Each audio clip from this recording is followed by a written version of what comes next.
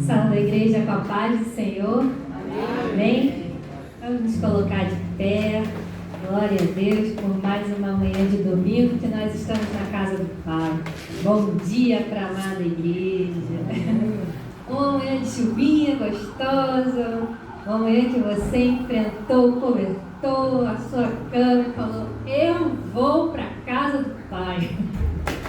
Lá é o melhor lugar para você estar. E você chegou, você já está aqui. Nós queremos ter outros irmãos a caminho, mas você já chegou, então você vai receber até, desde o início, já tem uma porção reservada para você. Então vamos estar louvando: luz das nações que dissipa as trevas. Abre os meus olhos para que eu possa ver. Eu vim para adorar esse Deus maravilhoso.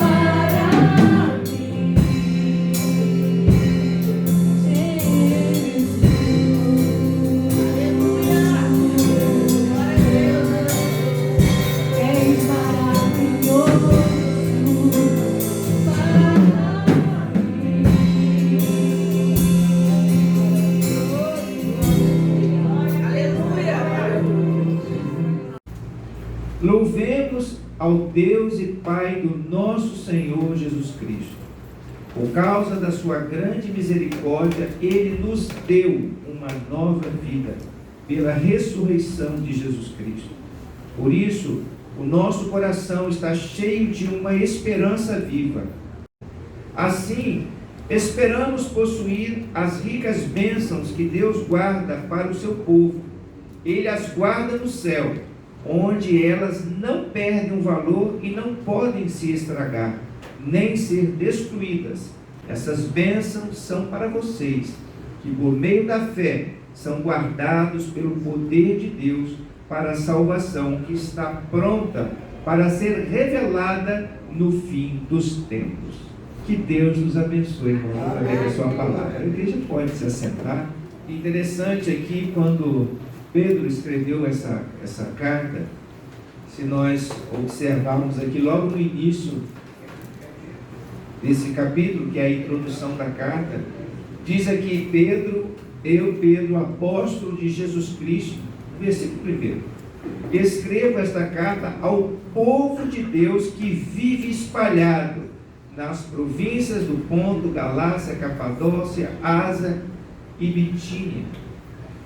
Vocês foram escolhidos de acordo com o propósito de Deus.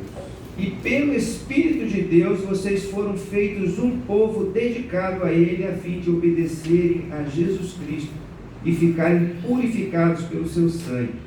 Que vocês tenham mais e mais a graça e a paz de Deus. Essa foi a introdução da carta do apóstolo Pedro.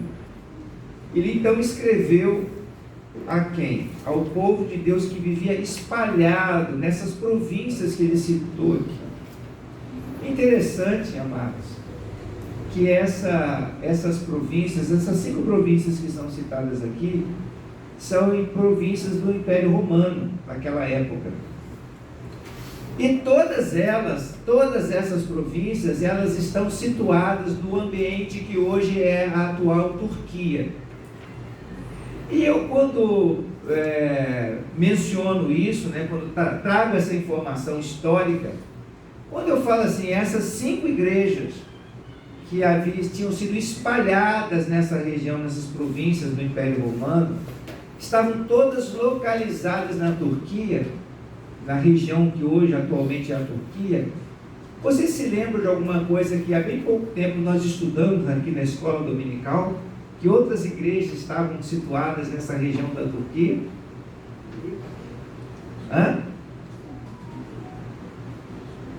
Vocês se lembram a quem foi dirigida as 7 cartas às igrejas da Ásia no Apocalipse? A igreja de Éfeso, Filadélfia, Sardes, Esmirna, Pérgamo, Tiatira, Laodiceia.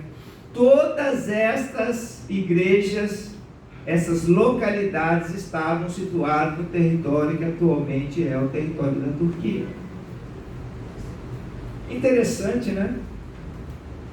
Apóstolo João, contemporâneo do apóstolo Pedro, ele aqui especificamente escreveu a essas igrejas. Então aquela região ali da Ásia era uma região onde havia muitas igrejas. Quando nós estudamos sobre as igrejas da Ásia, que menciona o livro do Apocalipse, lá nas cartas que o anjo do Senhor direcionou às igrejas da Ásia, nós vimos que todas aquelas igrejas passavam por uma situação de crescimento espiritual, porém o Senhor dava um alerta para aquelas igrejas, para que elas estivessem preparadas para o tempo do fim. Porque algo precisa acontecer dentro da nossa vida, dentro da nossa caminhada espiritual, que nos ajude a perseverar, a permanecer. E aqui interessante que o apóstolo Pedro, da mesma maneira, encaminha agora uma carta dirigida para o povo de Deus. E se é para o povo de Deus, que havia naquela região, uma região que estava crescendo com o Evangelho, eu creio que essa carta também se dirige a cada um de nós, não é verdade? É uma carta que traz para nós alguns ensinamentos importantes que vão nos ajudar a ter uma caminhada vitoriosa no Senhor. E, em particular, essa carta aqui, ela menciona, logo nesses versículos que acabamos de ler, ele falou assim: por causa da sua grande misericórdia, a misericórdia do Pai, Ele nos deu uma nova vida. Ele está falando aqui com o povo de Deus. O Senhor nos deu uma nova vida. E diz ainda no verso 4: assim esperamos possuir as ricas bênçãos do Senhor. As ricas bênçãos que Deus guardou para o seu povo. Todos nós que tomamos uma decisão para Jesus e que aceitamos pela fé o sacrifício que Jesus realizou por nós, passa a ter direito às bênçãos que o Senhor separou para nós. Aleluia. E qual é aquela vida que agora se diz cristã, que está caminhando com Deus, caminhando com Jesus, não espera receber essas bênçãos da parte do Pai, né? Qual é a vida que tomou uma decisão para Cristo e não espera nada a receber da parte de Deus? É claro que todos nós temos expectativas de receber essas bênçãos do Senhor. E diz ainda no verso 5: estas bênçãos são para quem? São para vocês. Diz aqui o texto, eu estou lendo na linguagem de hoje, a nova tradução na linguagem de hoje, que facilita o nosso entendimento. Diz aqui: assim, bênçãos são para vocês, que por meio da fé são guardados pelo poder de Deus para a salvação, que está pronta a ser revelada quando? No fim dos tempos, ou nos últimos dias. Então, em resumo, irmãos, essa introdução que Pedro faz aqui na carta, primeiro, está se falando de uma situação em que a igreja teve já bênçãos separadas para ela. E essas bênçãos, irmãos, vai ser revelado no momento oportuno. Diz aqui, pronta para ser revelada no fim dos tempos. É claro que está se falando aqui de algo, e se nós observarmos no contexto aqui no verso 4, fala assim: esperamos possuir as suas ricas bênçãos que Deus guarda para o seu povo. Ele as guarda onde? Ele as guarda no céu, onde elas não perdem o valor e não podem se estragar. Bom, aí vem a primeira pergunta, primeira questão que passa na nossa cabeça. Quando nós passamos a ser discípulos de Jesus, caminhar com Jesus, nós passamos também a ter separado para nós bênçãos da parte de Deus. Que bênçãos são essas? O texto, né, por exemplo, das Escrituras fala que nós somos, primeiro, transformados em uma nova criatura, somos uma nova vida. Abre a carta o apóstolo dizendo: agora, pela misericórdia de Deus, Ele nos deu uma nova vida. Nós recebemos o convite de Jesus, e o convite de Jesus foi para fazer de nós novas criaturas, transformadas pelo seu poder. Mas nos dias que nós vivemos, nós observamos coisas dentro do nosso comportamento, dentro das nossas atitudes, até dentro dos nossos sentimentos, nossos pensamentos, que não são tão assim, vamos dizer, características de uma nova vida. E aí nós perguntamos: cadê a nova vida? Paulo, numa certa ocasião, ele falou assim: o bem que eu quero fazer, isso eu não faço, mas o mal que eu não quero, isso eu pratico. Então, que situação é essa que muitas vezes nós estamos vivendo e que nós não esperamos, ou que nós não esperamos, nós não vemos aquilo que nós esperamos? E eu creio que Pedro, ao escrever essa carta para a igreja, para o povo de Deus, ele quis trazer para nós alguns esclarecimentos para que a gente não fique frustrado e que a gente possa viver o Evangelho genuinamente e desfrutar de toda a riqueza que Deus tem preparado para nós, todas as bênçãos que Ele tem separado para nossas vidas. E é sobre isso que nós vamos meditar aqui nesta manhã. Eu creio que Deus tem bênçãos para a minha vida e para a sua vida. Eu creio que Deus tem o melhor para fazer na nossa vida. O melhor de Deus. Nós vimos ainda há pouco, compartilhando aqui, a grande vitória que Deus deu ao nosso irmão, pastor Alexandre Lira. E recebeu a graça do Senhor, ainda que tivesse um tumor cancerígeno no seu rim. O Senhor ali, por sua misericórdia, passando por uma cirurgia, passando pela luta, pela privação, o Senhor trouxe ele a vitória. Há bem pouco tempo, no dia 5 de agosto, eu recebi alta depois de 19 dias. Está ali lutando com a enfermidade da Covid. Mas o Senhor, por causa da sua misericórdia, o Senhor me colocou de pé, para que eu pudesse dar testemunho daquilo que Ele pode realizar em nossas vidas. Então eu creio que Deus é poderoso para nos sustentar e nos fortalecer, independente das lutas pelas quais nós passamos.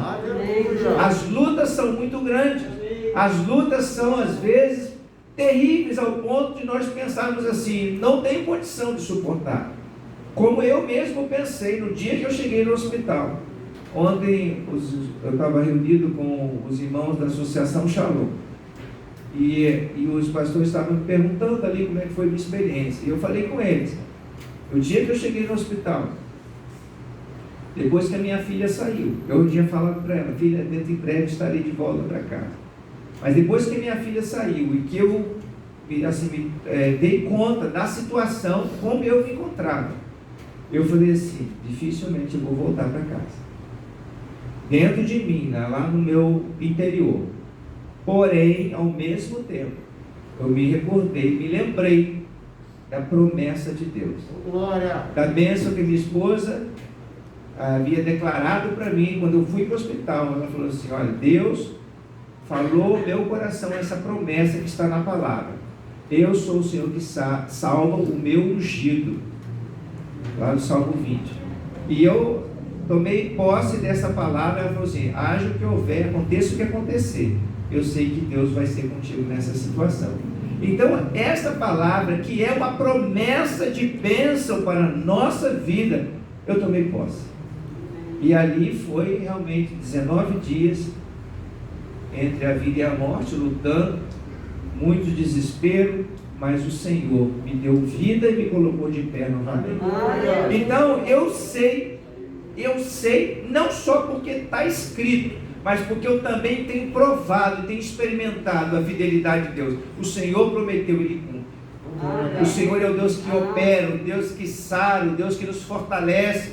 E por isso nós devemos depositar toda a nossa esperança nessa nova vida que Ele separou para nós.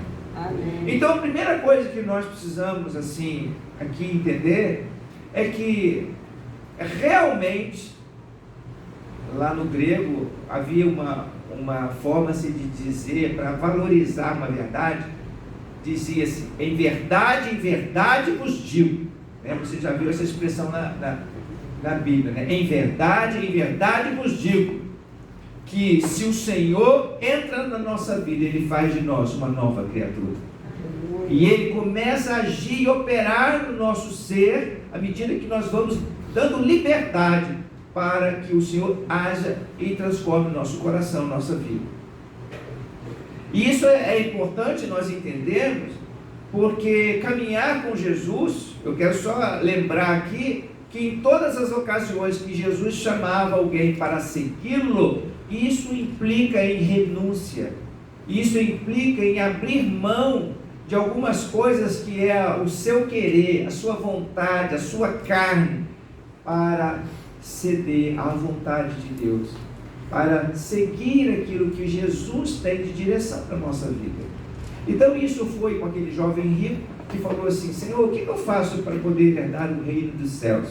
Aí Jesus falou assim, cumpre a palavra, cumpre os mandamentos. Ah, mas isso eu já observo desde a minha mocidade. Eu pergunto aos irmãos, qual é o maior mandamento das Escrituras? Amar a Deus acima de todas as coisas e ao próximo. Isso, amar a Deus acima de todas as coisas e ao seu próximo como a ti mesmo. Esse aí é o resumo da lei, né? Pois bem, Jesus falou assim, então, para que você tenha muitos recursos, vende tudo que você tem e dá aos pobres. Aquele jovem pensou e não estava pronto a renunciar. Em outras palavras, ele não estava pronto a cumprir o maior de todos os mandamentos, que é amar a Deus acima de todas as coisas e ao seu próximo como a ti mesmo. Quantas vezes a gente vê alguém perto da gente necessitado, mas nós achamos que temos coisas que não merecem eu compartilhar com o outro, e com isso nós deixamos de amar o nosso próximo. Mas quando eu tenho alguma coisa e eu vejo que alguém perto de mim precisa daquilo que eu posso lhe oferecer e contribuir com ele, compartilhar com ele, e eu faço, eu estou amando essa pessoa que está perto de mim. Então eu estou com isso, renunciando aquilo que eu tenho em favor daquela pessoa que está do meu lado, porque eu amo o meu próximo, eu amo a Deus e eu quero fazer a sua vontade. Isso implica então em renúncia. Jesus falou, quem não tomar a sua cruz, não vir após mim, não é digno de mim. Então, entregar o coração para Cristo, viver essa nova vida, parte do pressuposto de você estar pronto a renunciar, a entregar-se ao Senhor. E então você vai desfrutar dessas maravilhas que Deus tem para a sua vida. A Bíblia fala aqui que o Senhor separou para nós bênçãos e a partir da nova vida. Por isso que lá nas Escrituras, aqui eu quero ler com vocês, 2 Coríntios, capítulo 5, verso 17. Quem está em Cristo é uma nova criatura. 2 Coríntios 5, 17. Quem está unido com Cristo, quem está em Cristo é uma nova criatura. Acabou-se o que era velho e já chegou o que é novo. Tudo isso é feito por Deus. Tudo isso é feito por Deus, o qual por meio de Cristo nos transforma de inimigos em amigos dele. E Deus nos deu a tarefa de fazer com que os outros também sejam amigos dele. Essa é a grande missão nossa, como discípulos de Jesus. Quem está em Cristo é uma nova criatura. Aleluia. Talvez você ainda não esteja exatamente como Cristo quer. Talvez você ainda não esteja com todos aqueles atributos e características ou qualidades de Deus na sua vida. Mas você está num processo de transformação, de santificação, porque você está cedendo, você está abrindo, você está renunciando o seu querer para fazer a vontade de Deus. Amém. E aí o Senhor está fazendo de você uma nova criatura. O Senhor está transformando você. Irmãos, eu não sou mais o mesmo Hudson que foi há 35 anos atrás. E nem sou mais o mesmo Hudson que foi há 2 anos atrás. Sabe por quê? Porque cada dia, cada passo que a gente dá é um degrau que a gente sobe na fé. E a Bíblia fala que um dia nós vamos contemplar Jesus face a face como Ele realmente é.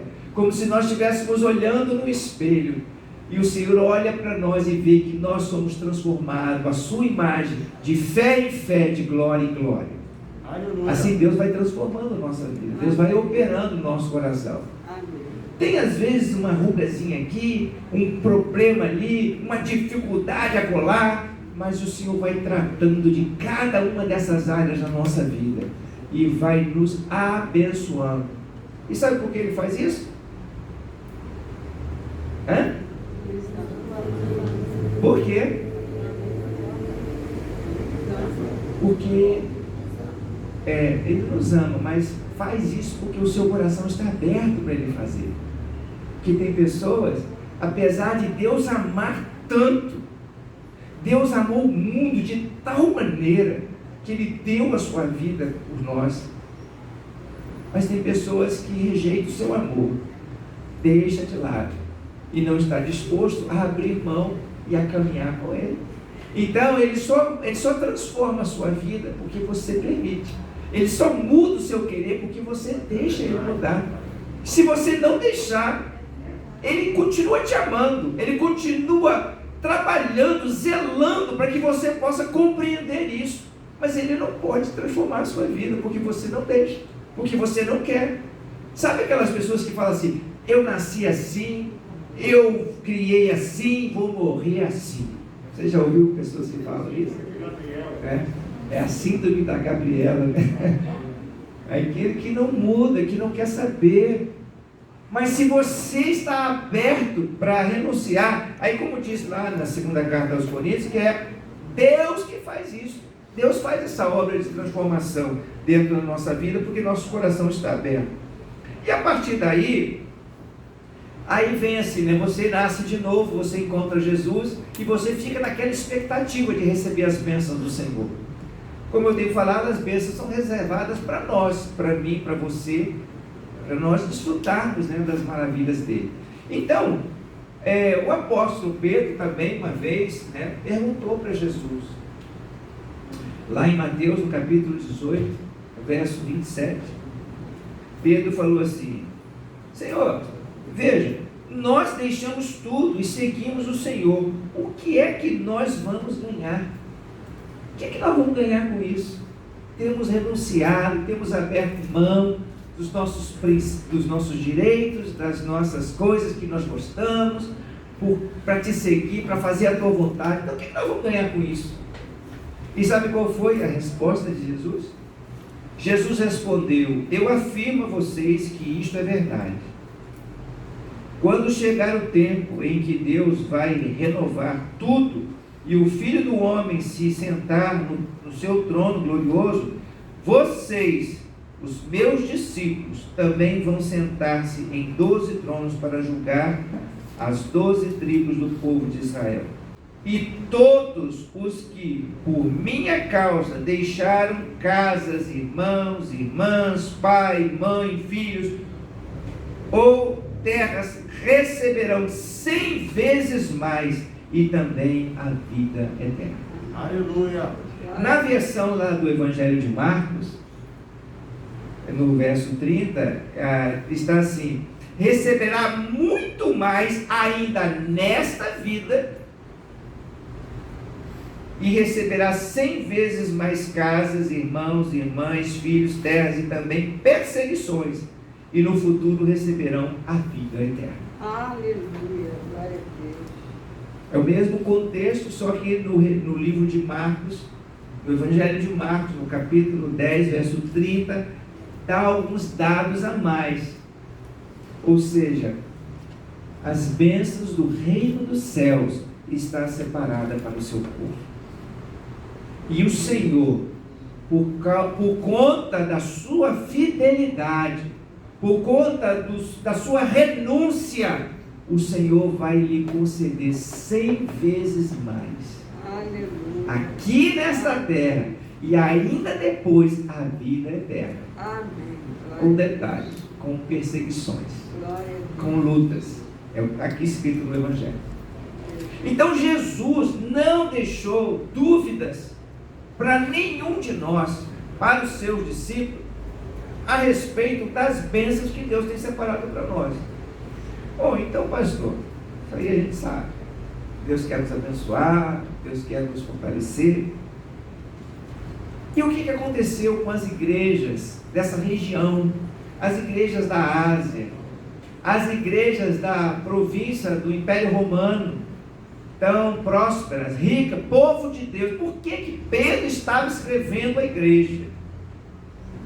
Porque muitas vezes nós que encontramos com Cristo, nós temos uma visão da bênção de Deus, uma visão apenas terrena, uma visão do mundo natural, e nos esquecemos que as bênçãos de Deus estão reservadas para nós nos céus.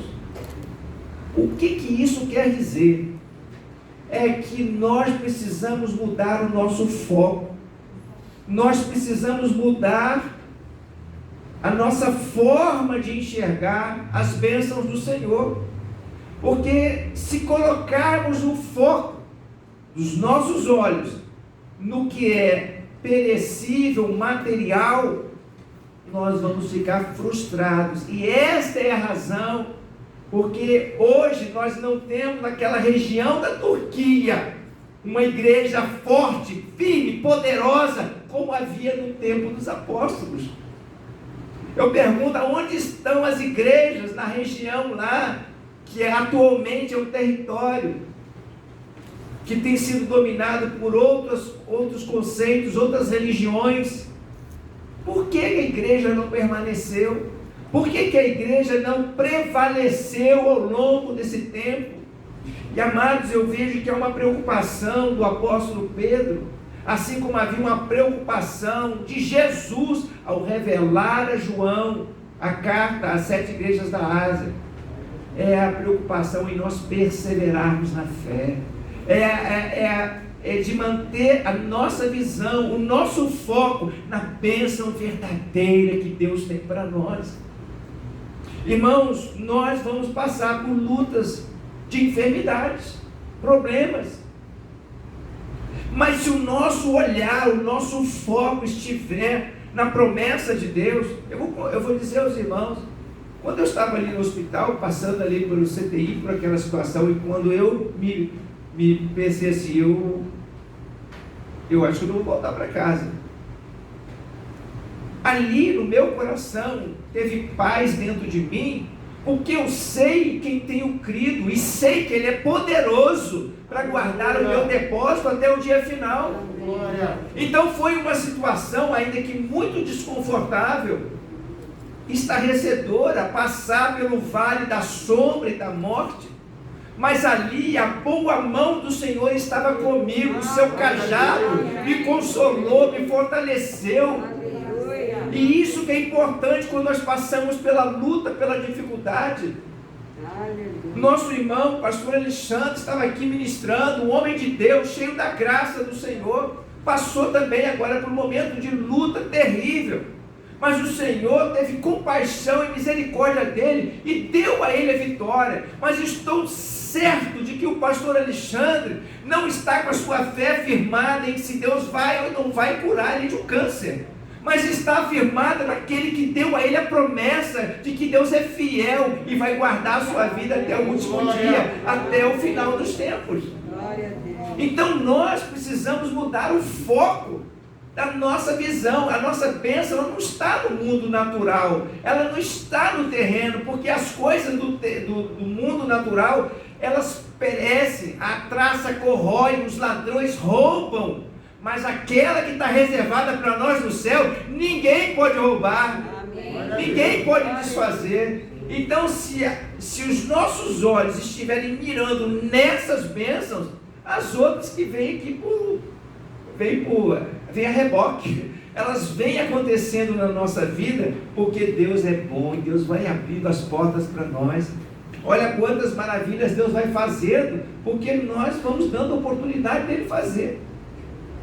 Todas as vezes que Deus opera, age de uma maneira sobrenatural na nossa vida, fazendo como fez na minha vida esse milagre, operando na vida do pastor Alexandre, enviando uma provisão que no momento, como nossa irmã Vanessa, tem compartilhado conosco. Vanessa passou por uma cirurgia agora essa semana, e mesmo com todas as dificuldades econômicas, financeiras, família, Deus está abrindo as portas para ela. Deus abriu agora uma porta de trabalho para o irmão Leonardo, ele já está com plano de saúde, Deus está suprindo todas as necessidades, mas Deus vai agindo e fazendo sobrenatural na nossa vida. E quando Deus faz essas coisas todas, nós nos alegramos, nós ficamos assim maravilhados. Senhor, manda mais, é bênção da parte do Senhor. Contudo, muitos colocam apenas a visão nessas coisas.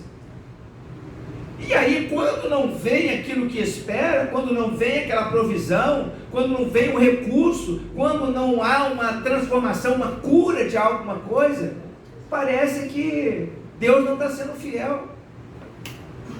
Deus permanece fiel à sua palavra, mesmo quando nós somos infiéis, porque Ele não pode negar a sua própria palavra. Ele permanece do nosso lado, e isso é a visão que o apóstolo Pedro estava trazendo para a igreja, e é uma atenção que nós precisamos ter, porque aqui diz o apóstolo Pedro, no texto que nós lemos: essas bênçãos são para vocês, está pronta para ser revelada no fim dos tempos. Eu sei que muitos estão enfrentando tribulações, mas Jesus falou: vocês vão receber 100 vezes mais, e também tribulação, e também dificuldades, mas o Senhor traz para nós livramentos, o Senhor traz para nós provisão. Está escrito no livro do Apocalipse que até os fios de cabelo da nossa cabeça estão contados. Por falar nisso, depois da Covid, meu cabelo começou a cair. O pastor está ficando careca. Não estou ficando careca não. Foi uma consequência aí da Covid, mas daqui a pouco está tudo renovado, na bênção. Mas não tem problema ser careca não. Isso é... Vai nascer cabelo novo e cabelo mais vigoroso, né, fortalecido. Mas se não nascer, não há problema. Jesus é bom, Ele continua sendo fiel. O Senhor me tem dado fôlego de vida. E isso é maravilhoso, servir a Jesus dessa forma, porque Ele mostra a sua fidelidade. Então, como diz aqui as Escrituras, a gente fica pensando, né? Pedro perguntou: Senhor, então o que nós vamos receber? 100 vezes mais. E ainda por cima depois a vida eterna. Então nós ficamos naquela expectativa, né? Se tomamos, Jesus nos fez um convite: vinde a mim, todos vocês que estão cansados, sobrecarregados, e eu vos aliviarei. Aleluia! Então eu quero essa bênção, eu quero receber o alívio da parte do Senhor. Aí vem a outra promessa do Senhor, Salmo 103, verso 3: Ele é o Senhor que perdoa todas as suas iniquidades e sara todas as suas enfermidades. Salmo 103, verso 3. Irmãos, é tremendo essa bênção do Senhor, porque Ele nos perdoa e Ele sara as nossas enfermidades. Então quero, Senhor, tomar posse dessas bênçãos. Diz lá também em Filipenses capítulo 4, verso 19: Deus supre todas as nossas necessidades. Paulo ele dizia: eu já aprendi a conviver com a escassez e com a fartura.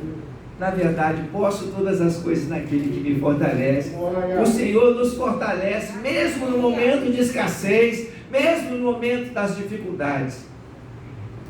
Tem ainda lá em Josué, capítulo 1, verso 5, o Senhor disse para ele: eu serei contigo, não te deixarei, não te desampararei.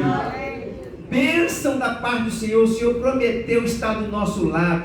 O próprio Jesus falou isso: estarei convosco todos os dias até o fim dos tempos, até a consumação do céu. Então são muitas bênçãos que Deus tem para a nossa vida.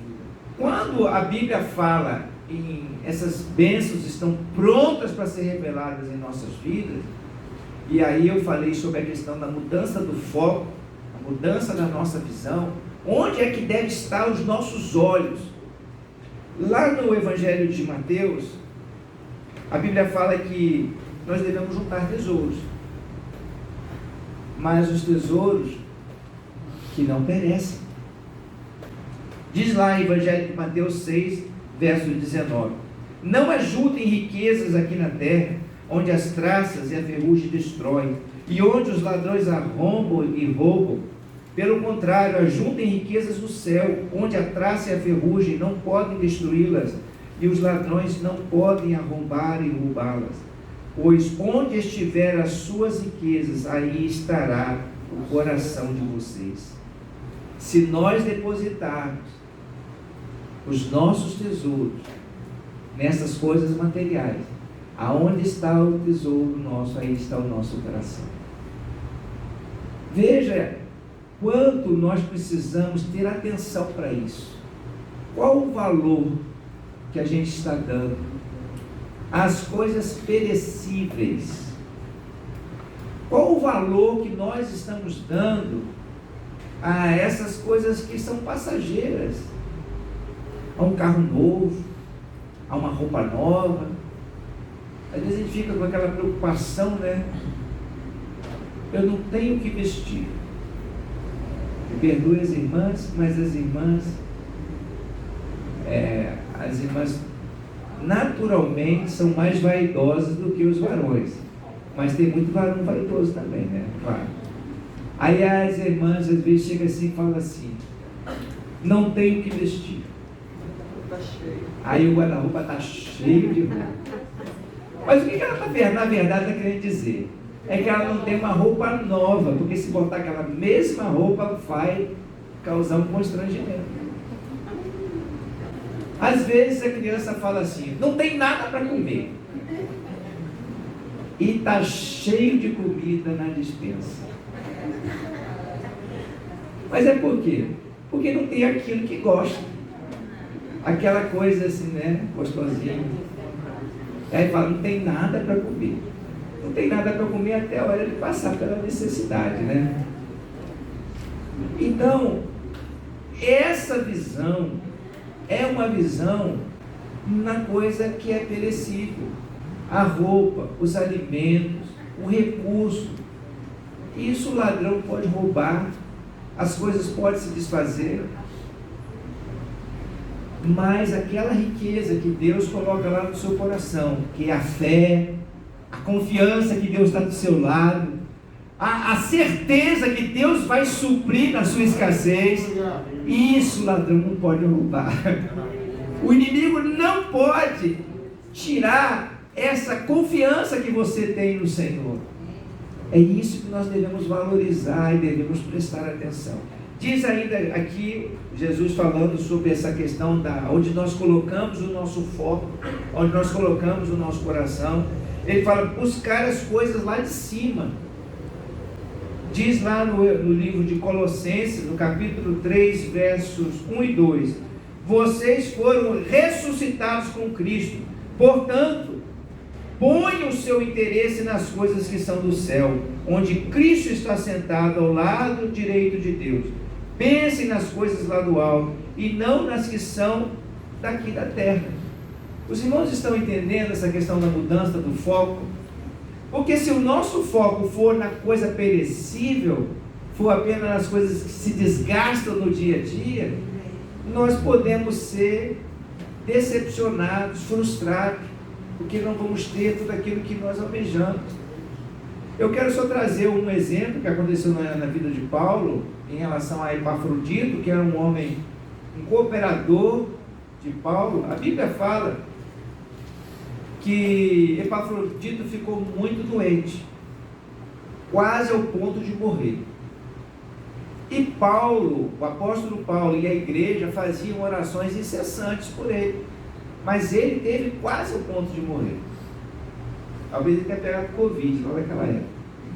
Mas diz as Escrituras, Paulo fazendo a seguinte declaração: Deus, porém, teve misericórdia dele e de nós também, para que não acrescentasse ao nosso coração mais tristeza. Os irmãos estão compreendendo? O apóstolo Paulo é aquele mesmo apóstolo que chegou numa ilha, onde havia ali o filho do principal dono da ilha, passando mal, e Paulo chegou lá, vindo de um naufrágio.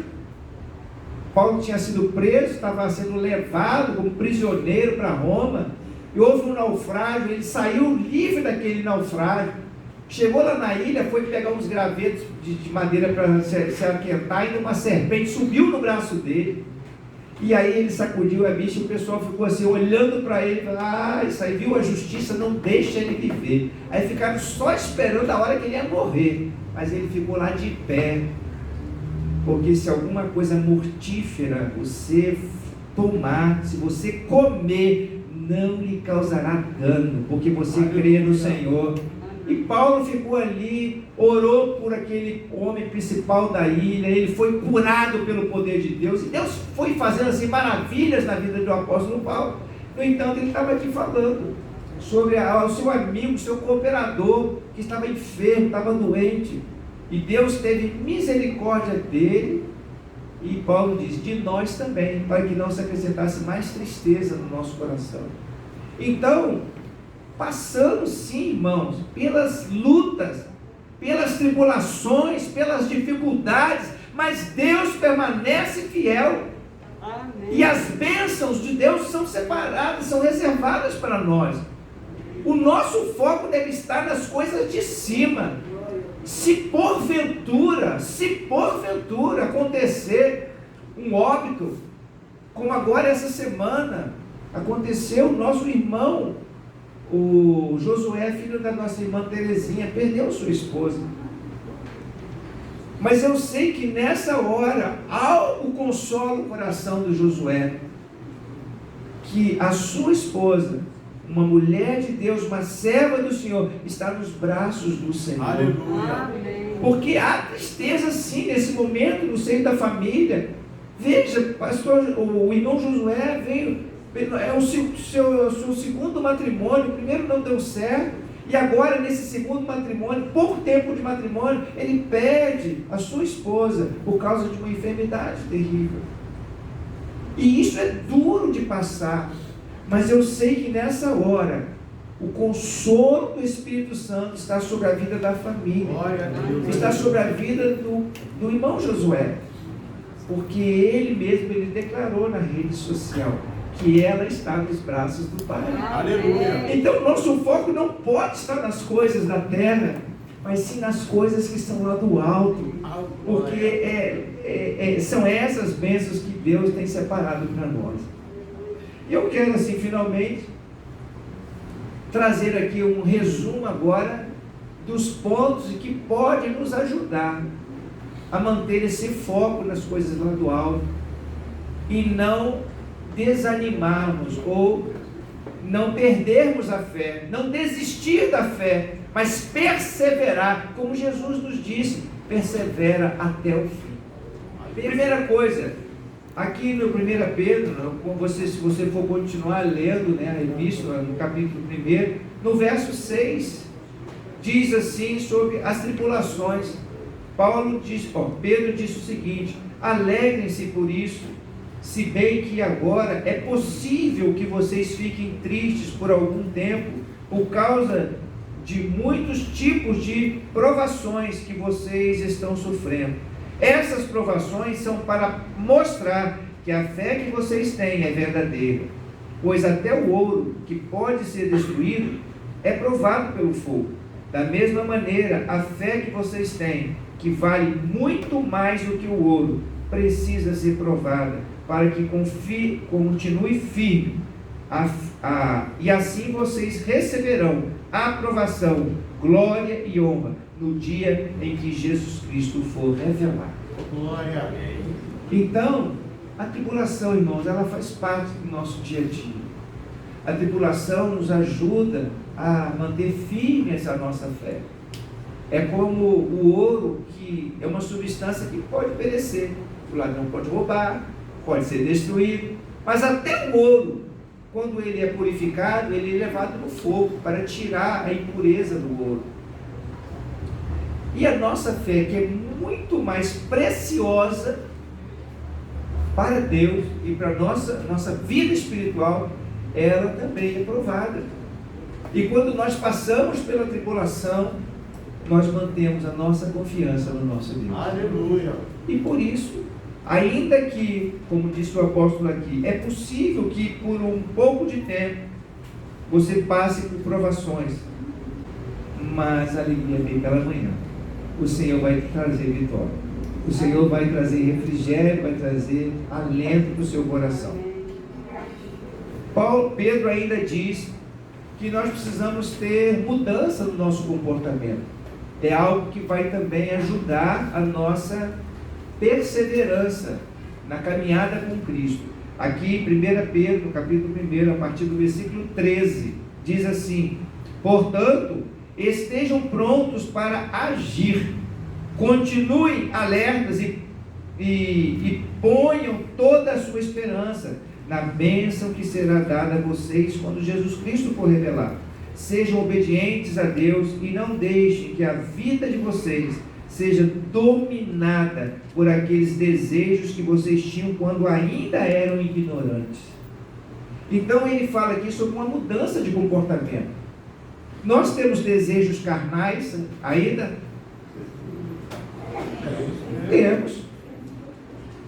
Temos desejo de fazer coisas que não devem? Temos. Mas Pedro dá uma recomendação aqui, que vocês não sejam dominados por aqueles desejos que vocês tinham antes de conhecer a verdade. O que nós falamos sobre a nova vida em Cristo? Nova vida implica em quê? Renúncia. Muito bem. Isso aí. Nova vida em Cristo implica em renúncia. Agora, se eu quero seguir Cristo, mas eu quero também viver todos os meus prazeres que eu vivi antigamente, eu não estou caminhando com Cristo e nem tenho nova vida. Me desculpa, você que fala que é crente e continua dando vazão aos desejos que você tinha anteriormente, sem renunciar a algumas coisas que são importantes, então você não está caminhando em conformidade com a nova vida que o Senhor está dando. E por esta razão, isso fragiliza a sua fé. Aí quando você vai buscar a Deus, quando você vai orar, você não vê resultado, você não vê resposta, então Deus me abandonou. Opa, peraí. Deus que abandonou ou você que virou as costas para Deus e está seguindo a sua própria vontade? Tiago mesmo fala, você pede e não recebe, porque você pede para os seus deleites, para os seus prazeres, para as suas coisas que você não está mudando o seu comportamento. Então aí implica em algo que é uma atitude nossa, uma atitude comportamental. Porque ser tentado, todos nós somos tentados.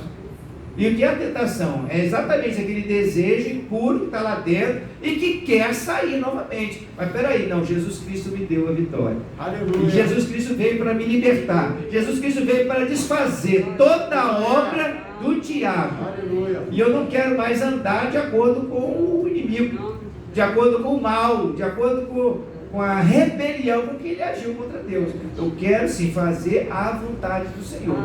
E Deus vai lhe dar graça. Submeta-se ao Senhor, humilhe-se diante da sua poderosa mão e Ele vai te dar graça. Porque Deus exalta o humilde, mas rebaixa aquele que é soberbo, aquele que pensa que pode fazer tudo. Aqui também Pedro, ele dá uma recomendação sobre o temor a Deus. Aqui na continuidade da epístola, no capítulo 1, verso 17, diz assim: quando oram a Deus, vocês chamam de Pai, Ele que julga com igualdade as pessoas, de acordo com o que cada um tem feito. Portanto, durante o resto da vida de vocês aqui na terra, tenham respeito a Ele. O que ele está dizendo aqui? Tenham temor do Senhor. A Bíblia fala em Provérbios que o temor do Senhor é o princípio da sabedoria.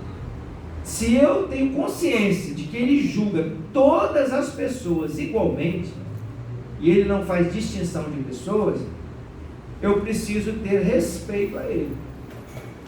Tem pessoas que brincam com Deus, né? Tem até algumas pessoas aí no mundo que se expõem e pensam que pode fazer qualquer sorte de maldade que vai permanecer ileso. A justiça dos homens é falha, pode falhar, mas a justiça de Deus, irmãos, se prepara, porque dura coisa cair nas mãos do Senhor. Então nós precisamos, com isso, ter o que? Temor do Senhor. O que é temor? É respeito. Tem pessoas que pensam assim, né, que eu tenho, como foi passado na época da Idade Média, aquele conceito de um Deus carrasco, um Deus que bate em você, que te castiga, que você está fazendo alguma coisa errada. Isso daí é um conceito errôneo, do medo. Não, eu estou falando aqui de respeito, de considerar o valor do sacrifício de Jesus. Não foi qualquer coisa que foi realizada. Imagina você recebe um presente de uma pessoa que te ama muito, Aí você pega aquele presente e bota lá de lado, joga assim fora. Joga não dá nenhum valor para aquilo. Aí quando você se dá com aquela, você se encontra com aquela pessoa, né, que te ama, que te presenteou, e você vê que aquilo foi desvalorizado, como é que você sente se você for essa pessoa que deu o presente? Como é que você se sente? Decepcionado, fica triste, né? E assim Deus muitas vezes fica a nosso respeito, por Ele ter pago um preço tão alto, tão valioso. Ele deu algo, irmãos, que não tem como a gente medir o preço disso. O sangue de Jesus foi derramado, o sangue do único Filho de Deus, em nosso favor. Então, quando a gente caminha e considera isso, respeita isso, a gente quer o quê? Valorizar o sacrifício de Cristo. Por isso que quando a gente comete um pecado, a gente comete uma falha, irmãos, quanta tristeza vem no nosso coração, porque nós ferimos o coração de Deus. E aí o que a Bíblia nos diz que nós devemos fazer? Vamos aos pés do nosso Pai e vamos estar com Ele, de pedir perdão a Ele. E a Bíblia fala que aquele que confessa os seus pecados, o Senhor é fiel e justo para perdoar os pecados e os purificar de toda injustiça. Aleluia. Por causa do seu amor. Então Ele cuida de nós dessa forma. Então é uma recomendação do apóstolo aqui à igreja, que vai cooperar conosco nessa caminhada firme. É o temor de Deus. O temor do Senhor é o respeito àquilo que Ele tem feito por nós. Outra coisa, abandonar o mal. E não só abandonar o mal, mas desejar o bem. Que tem pessoas que abandonam o mal, mas não buscam o bem, ou não se fortalece no Senhor. O que eu quero dizer com isso? Aqui na primeira carta, no capítulo 2 já, no versículo 1 e 2, diz assim: portanto, abandone tudo o que é mal, toda mentira, fingimento, inveja e críticas injustas. Sejam como criancinhas recém-nascidas, desejando sempre o puro leite espiritual, para que, bebendo dele, vocês possam crescer e ser salvos. Então, o que está recomendando a gente aqui? Abandonar o mal e buscar o bem, buscar aquilo que é bom, aquilo que nos traz edificação. Quando a gente fala, né, e encoraja você a buscar na casa do Senhor, a meditar na palavra do Senhor, o que nós estamos encorajando você? Exatamente, é como meninos recém-nascidos desejar ardentemente aquele leite pelo qual nós vamos crescendo, nos fortalecendo. Tem crente que abandona, deixa as coisas do mal e não se alimenta, aí fica crente raquítico, né? Fica todo assim, né?